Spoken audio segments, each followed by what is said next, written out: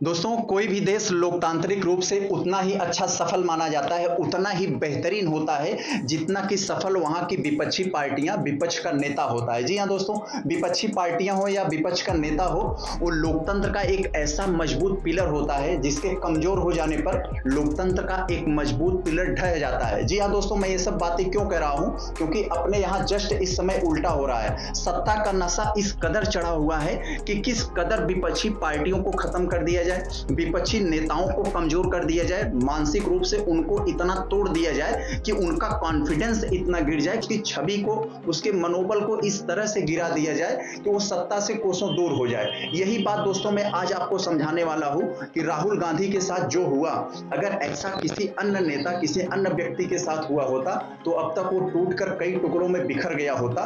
लेकिन राहुल गांधी तो राहुल गांधी है, वो बंदा पता नहीं किस मिट्टी का बना हुआ है कि इतने होने, इतना सब कुछ होने के बावजूद उसका न तो कॉन्फिडेंस गिरा है, न ही मनोबल कम हुआ है। तो दोस्तों, आज हम बहुत ही डिटेल से बात करने वाले हैं कि किस कदर राहुल गांधी जी को भाजपा सरकार ने सत्ता का दुरुपयोग करते हुए उनको मानसिक रूप से प्रताड़ित करने की कोशिश किया है। इसको आज हम बहुत ही डिटेल से, बहुत ही प्रामाणिक तरीके से समझने वाले हैं। तो साथियों, अब हम लोग पहले पॉइंट में देखते हैं कि आखिर मानहानि का मुकदमा और सांसद सदस्यता रद्द का मामला क्या था। दोस्तों, 2019 में मोदी सरनेम टिप्पणी के बाद भाजपा विधायक पूर्णेश मोदी ने राहुल गांधी के खिलाफ मानहानि का मुकदमा दायर किया।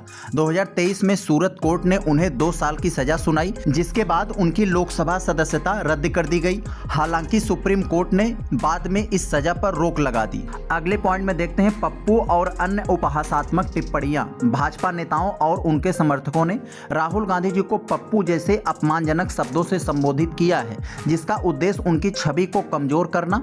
यह उपनाम सोशल मीडिया और राजनीतिक मंचों पर व्यापक रूप से इस्तेमाल हुआ है। चुनावी हार पर तंज किस कदर इन पर किया गया। जब 2019 में अमेठी से स्मृति ईरानी के खिलाफ राहुल की चुनावी हार को भाजपा ने बड़े पैमाने पर प्रचारित किया, यह दावा करते हुए कि वह एक प्रभावी नेता नहीं है। अब दोस्तों, हम लोग दूसरे पॉइंट में समझते हैं कि आखिर कानूनी और जांच एजेंसियों का किस तरीके से दुरुपयोग किया गया, जरा समझते हैं हम लोग।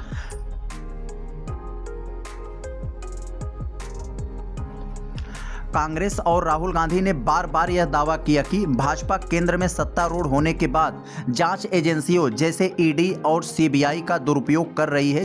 ईडी और सीबीआई का उपयोग किस कदर हुआ है? कांग्रेस का दावा है कि राहुल गांधी और उनके परिवार को निशाना बनाने के लिए केंद्रीय एजेंसियों का उपयोग किया जाता है। उदाहरण के लिए 2023 में मंडी में कांग्रेस की रैली में चंपा ठाकुर ने आरोप लगाया कि केंद्र सरकार राहुल गांधी को लोकप्रियता से डरती है और उनके खिलाफ ईडी सीबीआई को भेज रही है। चीन और राष्ट्रीय सुरक्षा पर टिप्पणियों के मामले में क्या है? राहुल गांधी के लद्दाख और चीन के मुद्दे पर बयानों को भाजपा ने राष्ट्र विरोधी करार दिया। 2023 में सुधांशु त्रिवेदी ने राहुल गांधी जी के बयान की चीन ने भारत की जमीन छीन ली है को आधारहीन बताया और उनके चीन प्रेम पर सवाल उठाया। 2025 में गौरव भाटिया ने ऑपरेशन सिंदूर पर राहुल के बयानों को गैर जिम्मेदाराना बताया, यह कहते हुए कि वे देश की सुरक्षा को खतरे में डाल रहे हैं। अब दोस्तों, ये वाला बड़ा इंटरेस्टिंग है। आपने सुना होगा कि संसद में धक्का मुक्की वाला मामला क्या था। 2024 में संसद भवन परिसर में एक प्रदर्शन के दौरान भाजपा सांसद प्रताप सारंगी और मुकेश राजपूत के घायल होने के बाद राहुल गांधी पर धक्का देने का आरोप लगा। भाजपा ने इसकी शिकायत दर्ज की और अनुराग ठाकुर व बांसुरी स्वराज पुलिस के पास पहुंचे। कांग्रेस ने इसे नाटक बताया। और दोस्तों, जो सबसे महत्वपूर्ण बात है कि राहुल गांधी की छवि को बिगाड़ने के लिए सोशल मीडिया का किस तरीके से दुरुपयोग किया गया, जरा समझते हैं। भाजपा के आईटी सेल ने राहुल गांधी के खिलाफ वीडियो और मीम्स का उपयोग किया, जैसा कि 2023 में अमित मालवीय द्वारा राहुल गांधी और प्रियंका गांधी के बीच झगड़े का दावा करने वाला वीडियो डाला।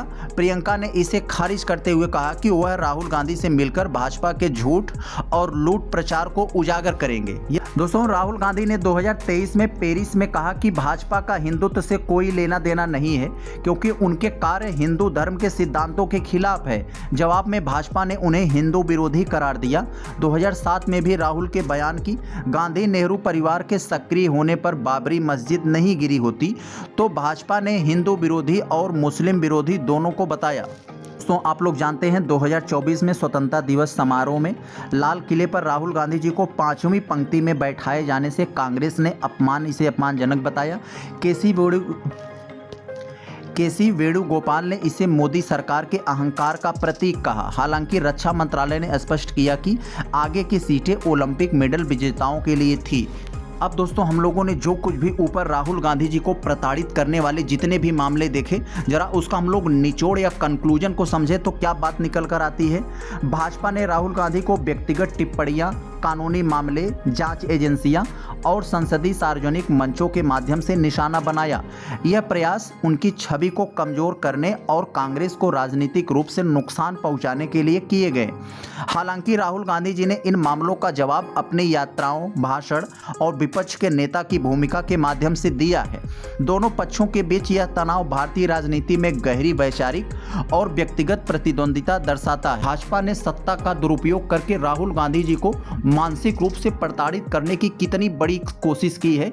इनकी जगह पर अगर कोई दूसरा व्यक्ति रहा होता तब तक वो टूट चुका होता। दोस्तों देखा आप लोगों ने किस कदर आजकल ईडी, सीबीआई जैसे जो संवैधानिक संस्थाएं हैं उनका दुरुपयोग करके एक विपक्ष के नेता को या कह सकते हैं विपक्षी पार्टियों को किस तरीके से कमजोर करने पर लगा हुआ है, सिर्फ इसलिए कि सत्ता में हम ही बने रहें, एक देश एक पार्टी हो जाए। किस तरीके से इनको बिखरा दिया जाए, किस तरीके से इनको तोड़ मरोड़ कर इनको खत्म कर दिया जाए कि देश में हम ही लोग सत्ता में रहें, हम ही लोग राज करें।